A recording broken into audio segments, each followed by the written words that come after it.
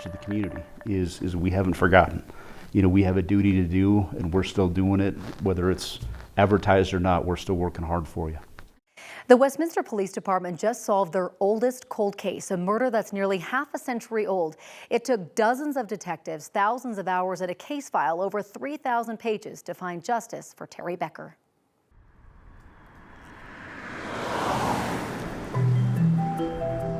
I think she was a very free spirit. For nearly 50 years, She kind of lived life on the edge. there was a question no one could answer. She kind of had a gypsy lifestyle. Who killed Teree Becker? There were definitely times during this where you felt like, I'm never going to figure this out. Decades passed by. This is kind of a map of what it kind of looked like.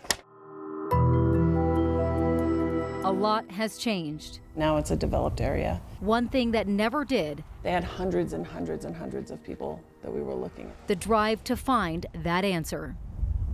On December 6, 1975, 20-year-old Teree Becker was found dead in a field off 100th and Lowell in Westminster. I really like solving puzzles. Chandra Thurston has been the lead detective on the case for years. We assumed strangled, but we don't know for sure. She had just been dumped there, left there in the field. Over time, suspects are looked at, nothing's developed, leads are looked at.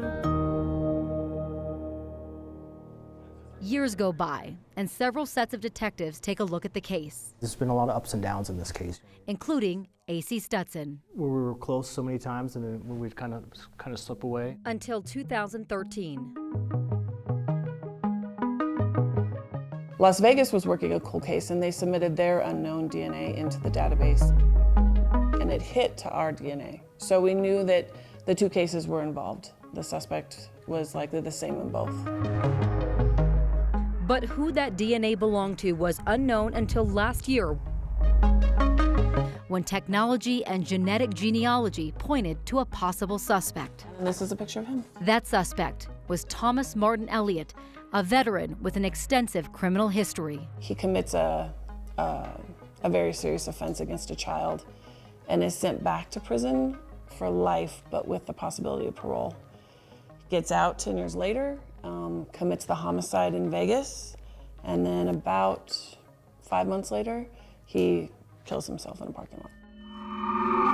And then just a few months ago, They used a backhoe. Westminster detectives exhumed his body and tested the DNA to see if it matched what was left in that field nearly 50 years ago. This is him. It was a match. It was almost like a huge relief to be able to finally say someone's name, who did this to Teree. I can't say enough and how grateful I am.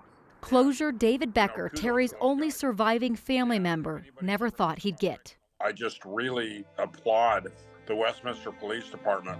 I mean, it's just hard to believe after 45 years that a DNA can match and bring closure, which I'm grateful for. Just knowing that that person's not out there taking away some other sibling's life of someone else, to me, there's comfort in that. Comfort and answers that people like Chandra never gave up looking for. There's a lot of relief. There's also the fact that I hope that she knows, or that she thinks that, we didn't give up on her, that we worked until we were able to find justice, even if it is this way, without being able to prosecute someone, but to find justice for her and to know that that she mattered and that we always cared about her.